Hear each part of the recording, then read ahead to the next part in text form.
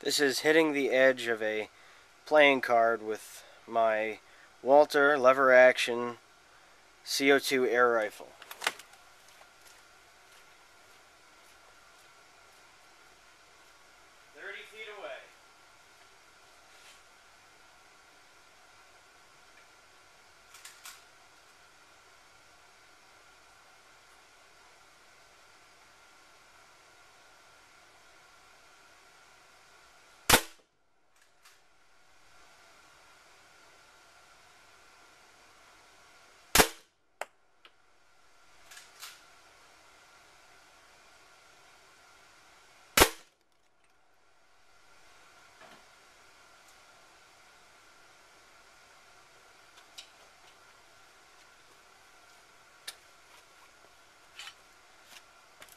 As you can see, I completely tore the card in half on the third shot using my Walther lever action air rifle.